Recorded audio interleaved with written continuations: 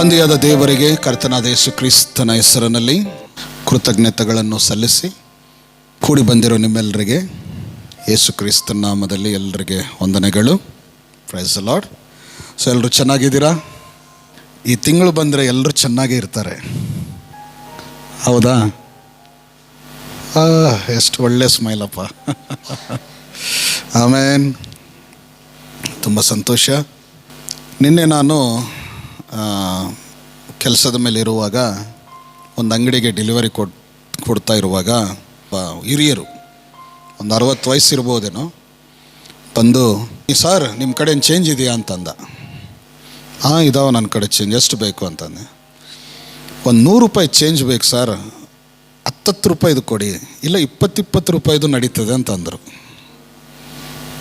ನಿನಗೆ ಎಷ್ಟು ಒಂದು 1000 ಬೇಕಾದರೂ ಕೊಡ್ತೀನಪ್ಪ ಅಂತಂದೆ. ಬೇಡ ಸರ್, ಒಂದು 100 ರೂಪಾಯಿ ಸಾಕು ಅಂತಂದೆ. ಯಾಕೆಪ್ಪ ಇಷ್ಟು 20 ಬೇಕು ಅಂತ ಅಂದ.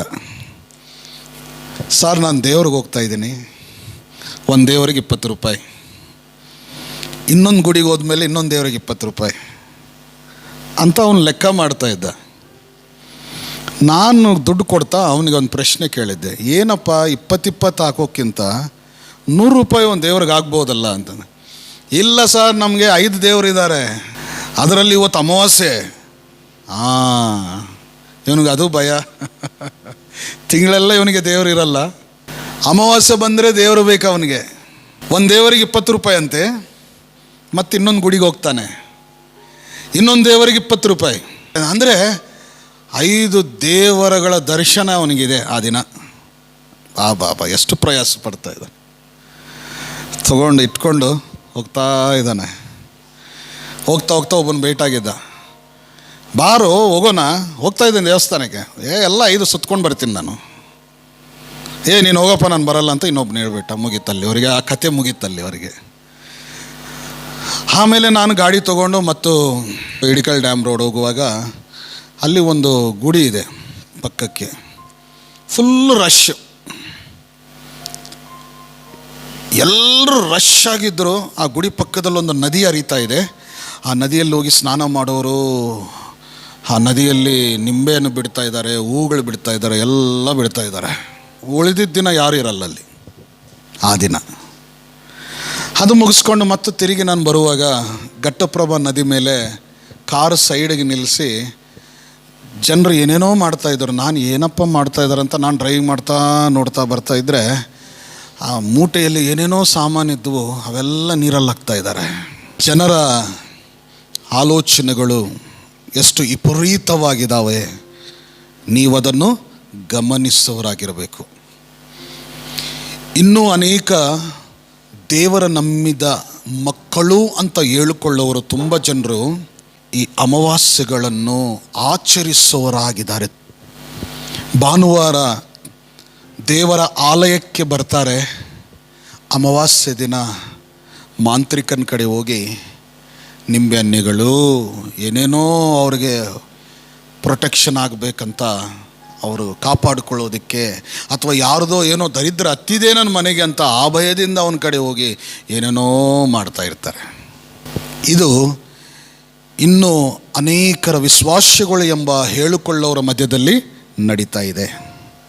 ಪ್ರಿಯ ದೇವರ ಮಕ್ಕಳೇ, ದೇವರ ವಾಕ್ಯ ಎಷ್ಟು ಬಲವಾಗಿದೆ, ದೇವರ ಶಕ್ತಿ ಎಷ್ಟು ಬಲವಾಗಿದೆ. ಆ ಶಕ್ತಿಯ ವಾಕ್ಯ ನಮ್ಮಲ್ಲಿರೋವರೆಗೆ ಈ ಲೋಕದಲ್ಲಿ ನಾವು ಬಲವಂತರು. ಆಮೇನ್. ನೋಡಿ, ನೀವೊಂದು ವಿಷಯವನ್ನು ನೆನಪು ಮಾಡ್ಕೋಬೇಕು.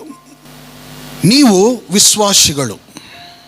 ಯಾರು ವಿಶ್ವಾಸಿಗಳು? ನೀವು ಯೇಸು ಕ್ರಿಸ್ತನನ್ನು ನಂಬಿರುವ ವಿಶ್ವಾಸಿಗಳು. ಲೋಕದಲ್ಲಿ ಇದ್ದವರು ಜನರು ಬೇರೆ, ಯೇಸು ಕ್ರಿಸ್ತನನ್ನು ನಂಬಿ ರಕ್ಷಣೆಯನ್ನು ಹೊಂದಿ ನಡೆಯುವರು ಬೇರೆ. Separate, they are separated. ಅದಕ್ಕೆ ಒಂದು ವಾಕ್ಯ ಇದೆ, ನಾನು ನಿನ್ನನ್ನು ಲೋಕದಿಂದ ಏನು ಮಾಡಿದ್ದೀನಿ? ಸಪ್ರೇಟಾಗಿ ಮಾಡಿಬಿಟ್ಟಿದ್ದೀನಿ. ಅವರಿಗೆ ಆ ಭಯ ಇದೆ. ಲೋಕದಲ್ಲಿದ್ದಕ್ಕಾಗಿ ಅಮಾವಾಸ್ಯೆ ಬಂದರೆ ಭಯ, ಪೂರ್ಣಿಮಾ ಬಂದರೆ ಭಯ, ಹುಣ್ಣಿ ಬಂದರೆ ಭಯ, ಅದು ಏನೇನೋ ಇರ್ತಾವೆ ನೋಡಿ, ಅವೆಲ್ಲ ಬಂದರೆ ಅವ್ರಿಗೆ ಭಯ. ಅದಕ್ಕೆ ಅಡ್ಡಾಡ್ತಾ ಇರ್ತಾರೆ ಲೋಕವೆಲ್ಲ. ಈಗ ದೇವರು ಆ ಭಯ ಉಳ್ಳವರ ಗುಂಪಿಂದ ನಮ್ಮನ್ನೇನು ಮಾಡಿದ್ದಾನೆ?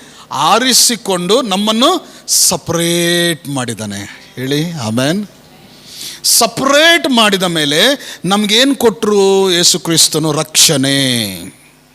ರಕ್ಷಣೆ ಎಂಬ ಬಲವಾದ ಶಕ್ತಿಯನ್ನು ಕೊಟ್ಟಿದ ಮೇಲೆ ನಮಗೆ ನಿಂಬೆಹಣ್ಣೆ ಬೇಡ, ಹೂಗಳು ಬೇಡ, ತೆಂಗಿನಕಾಯಿ ಬೇಡ, ನಮಗೆ ಯಾವ ಮಾಂತ್ರಿಕನು ಯಾವ ಮನುಷ್ಯನು ಏನು ಬೇಡ, ನಮಗೆ ಯಾವ ದೃಷ್ಟಿನೂ ಬೇಡ. ರಕ್ಷಣೆಯಲ್ಲಿದ್ದೇವೆ. ಯಾರು ರಕ್ಷಣೆ? ಯೇಸು ಕ್ರಿಸ್ತನ ರಕ್ಷಣೆ, ದೇವದೂತರ ಕಾಯುವ ರಕ್ಷಣೆ, ಯೇಸು ಕ್ರಿಸ್ತನ ರಕ್ತವನ್ನೇ ಸುರಿಸಿ ನಮಗೆ ಅನುಗ್ರಹಿಸಿರುವ ರಕ್ಷಣೆ. ಅವ್ರ ಗುಂಪಲ್ಲಿದ್ದರೆ ನಮಗೇನಾದರೂ ಆಗುತ್ತೆ. ಈಗ ನಾವು ಭಯಪಡೋ ಅವಸರವಿಲ್ಲ, ನಮಗೇನಾಗಲ್ಲ. ನಾವು ಯಾರ ಗುಂಪಲ್ಲಿದ್ದೀವಿ? ವಿಶ್ವಾಸಿಗಳ ಗುಂಪಲ್ಲಿ, ನನ್ನ ಯೇಸು ಕ್ರಿಸ್ತನ ಸಹವಾಸದಲ್ಲಿದ್ದೇವೆ. Amen, hallelujah. ಅದಕ್ಕೆ ನೀವು ಬೇರೆ ಆಗಿದ್ದವರು,